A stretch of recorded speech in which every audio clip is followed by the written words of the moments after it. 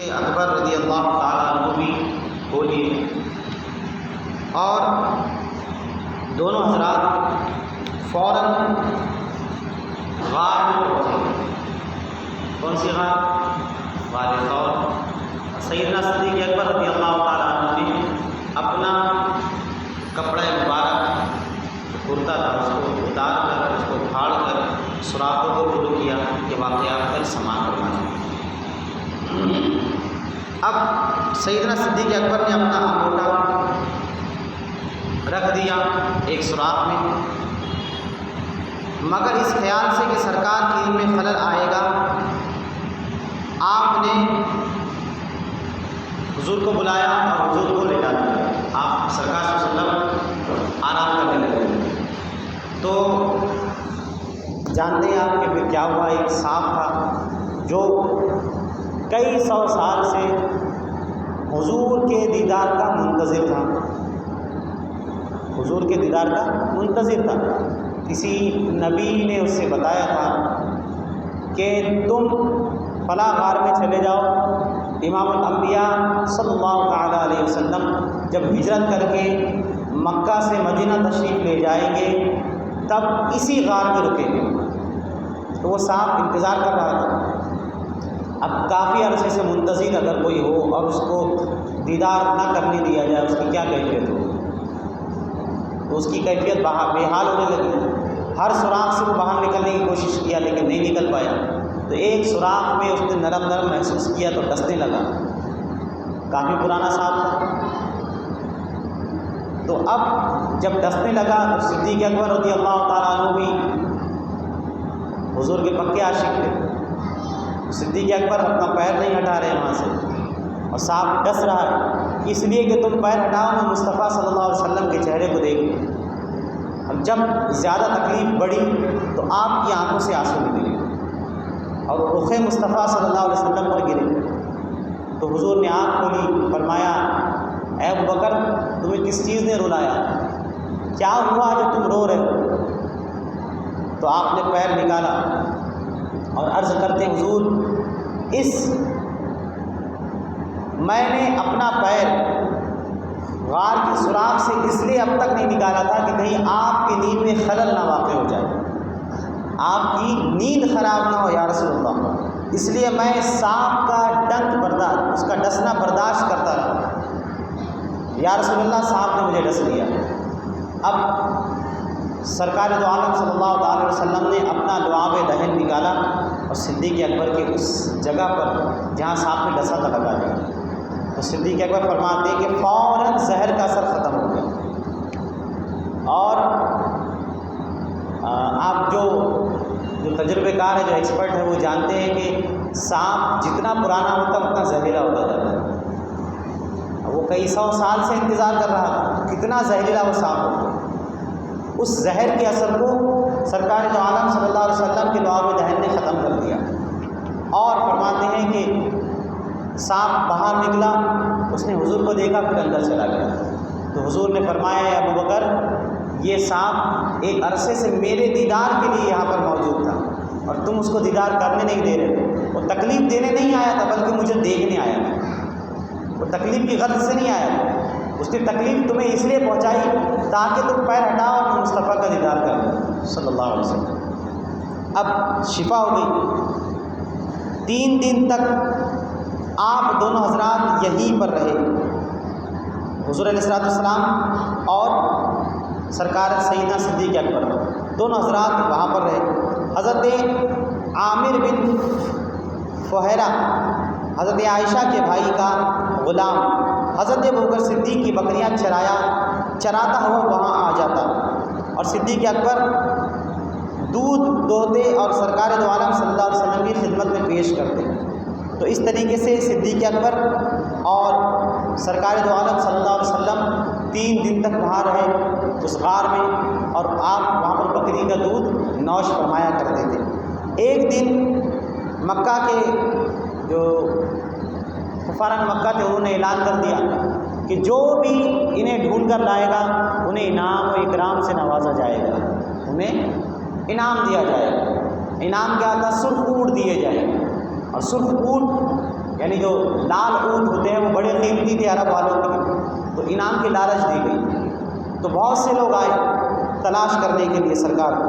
حضرت ابوبکر صدیق کو حضور کی فکر ہوتی، سرکار صدیق اکبر کو اپنی فکر نہیں ہوتی تھی کہ کفاران مکہ آئیں گے اور مجھے پکڑ کر لے جائیں گے، نہیں، فکر یہ ہوتی تھی کہ کہیں حضور علیہ السلام کو یہ لوگ حضور کے ساتھ کسی طریقے کی بدتمیزی نہ کریں۔ آپ نے فکر مندی کے آثار دیکھے تو قرآن پاک کی آیت نازل ہوئی، لا تحزن۔ اب ہوا یہ تھا کہ کچھ مشرکین جو تھے وہ ڈھونڈتے ڈھونڈتے غار تک پہنچ گئے، اور خدا کا کرنا دیکھیے، صدیق اکبر بھی اندر ہے، سرکار صلی اللہ علیہ وسلم بھی اندر ہے، باہر مکڑیوں نے جالا تان دیا اور کبوتری نے انڈا دے دیا۔ اب جو باہر سے اندر آئے تھے، انہوں نے باہر سے غار کی طرف آئے تو انہوں نے دیکھا ایک شخص اندر جانے لگا، تو اس کے ساتھی نے کہا کہ تمہیں نظر نہیں آتا کہ یہاں پر مکڑی کا جالا بنا ہے، کبوتری نے انڈا دے دیا ہے، کیا تمہیں ایسا محسوس ہوتا ہے کہ کوئی جالا توڑ کے اندر چلا جائے اور مکڑی پھر سے جالا بنا دے؟ یہ تو بہت پرانا لگتا ہے، یہاں کوئی نہیں ہوگا، چلے۔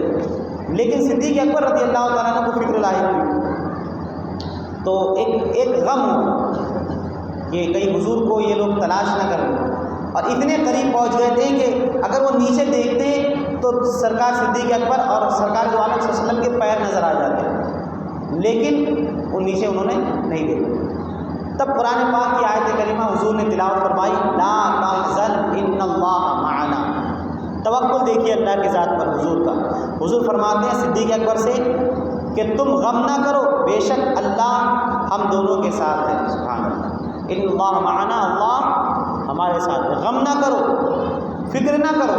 ابو بکر صدیق کو حضور کی فکر ہو رہی، لیکن حضور صدیق اکبر کی فکر کو دیکھ کے کہتے ہیں صدیق فکر نہ کرو، اللہ ہمارے ساتھ ہے، یہ ہمارا کچھ بھی نہیں کر سکتا۔ اس آیت میں صدیق اکبر رضی اللہ تعالیٰ عنہ کی بڑی فضیلت ہے۔ آگے فرماتے ہیں کہ چوتھی رات صدیق اکبر رضی اللہ تعالیٰ عنہ کے گھر سے 2 اونٹنیاں آ گئیں، ایک پر حضور سوار ہوئے صلی اللہ علیہ وسلم اور دوسری پر حضرت ابوبکر صدیق،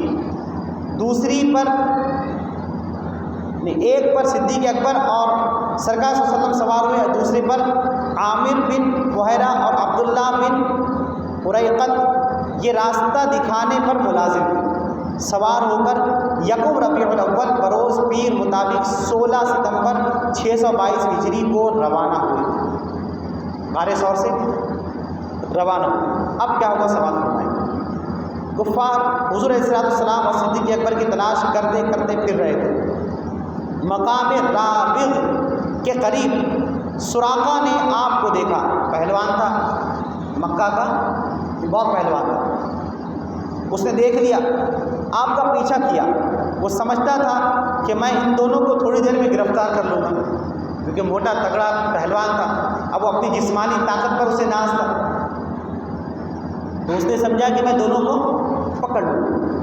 جب کہ سرکار صلی اللہ علیہ وسلم کی نظر اس پر پڑی تو آپ نے فوراً فرمایا، اے اللہ ہمیں اس کے شر سے بچا دے، اور اللہ کے نبی علیہ السلام نے زمین سے فرمایا، اے زمین اسے پکڑ لو، اے زمین اسے پکڑ لو۔ جیسے ہی سرکار صلی اللہ علیہ وسلم کی زبان مبارک سے یہ الفاظ نکلے تو سراقہ جس سواری پر سوار تھا اس سوار کو زمین نے پکڑ لیا، وہ ہل نہیں سکتا، ڈول نہیں سکتا، تو بڑا متاثر ہوا۔ اب اس نے کہا کہ اے محمد صلی اللہ علیہ وسلم مجھے معاف کر دیجیے، میں آپ کے پکڑنے کا جو ارادہ کیا تھا اس کو ترک کرتا ہوں، واپس چلا جاؤں۔ تو آپ نے فرمایا زمین سے چھوڑ دے، زمین نے چھوڑ دی۔ پھر تھوڑی دور گیا، اس کے دل میں پھر لالچ آئی، پھر پلٹ کر آیا، پھر اس نے فرمایا زمین سے پکڑ لے، پہلے گھٹنے تک ٹخنے تک تھا، اب گھٹنے تک چلا گیا زمین میں، پھر بڑا گڑ گڑانے لگا۔ حضور تو رحمت للعالمین ہے، سارے عالم کے لیے رحمت ہے، اپنوں کے لیے بھی رحمت ہے، بیگانوں کے لیے بھی رحمت ہے، دشمنوں کے لیے بھی رحمت ہے حضور۔ اب دوسری مرتبہ بھی جب اس نے گڑ گڑایا تو حضور کو رحم آ گیا، حضور نے کہا ہے زمین چھوڑ دے، زمین نے اسے چھوڑ دیا۔ پھر گیا، پھر اس کے دل میں لالچ آئی، پھر پلٹ کر آیا، تیسری مرتبہ اب بالکل یہاں تک زمین میں دھس گیا، اب بڑا پریشان ہوا، یا اللہ میں کیا کروں؟ تو اب سچے دل سے توبہ کرتا ہے، کہتا ہے کہ محمد صلی اللہ علیہ وسلم آپ اس بار مجھے معاف کر دیجیے، اب نہ ہی میں آپ کو پکڑوں گا اور نہ کسی کو ادھر آنے دوں گا، جو آ رہے ہوں گے سب کو واپس لے کر چلا جاؤں گا۔ تو اللہ کے نبی علیہ السلام نے اس وقت بشارت دی تھی سراقہ کو کہ اے سراقہ، میں تمہارے ہاتھ میں قیصر و کسریٰ کے کنگن دیکھ رہا ہوں سونے کے۔ قیصر و کسریٰ اس وقت کے سپر پاور تھے، اور ان سپر پاور ملکوں کے جو بادشاہ تھے وہ اپنے ہاتھ میں سونے کے کنگن پہنتے تھے۔ تو حضور علیہ السلام کہاں کی بات بتا رہے ہیں؟ حضور کا دور گزرا، صدیق اکبر کا دور آیا، پھر عمر فاروق اعظم کا دور آیا۔ تو عمر فاروق اعظم کے دور میں حضرت خالد بن ولید رضی اللہ تعالیٰ عنہ نے قیصر و کسریٰ کو فتح کیا، اور وہاں کے کنگن لے کر کے سیدنا صدیق اکبر کی بارگاہ میں آئے، سونے کے کنگن۔ تو حضور سیدنا صدیق اکبر رضی اللہ تعالیٰ عنہ نے سراقہ جب کنگن دیکھا تو آنکھوں میں آنسو آ گئے، اور فرمایا میرے نبی صلی اللہ علیہ وسلم نے سچ کہا تھا کہ قیصر و کسریٰ کے کنگن تمہارے پاس آئیں گے، اور کہاں ہے سراقہ کو بلا کر کے لاؤ۔ سونا پہننا مرد کے لیے حرام ہے نا، مرد کے لیے سونا کیا ہے؟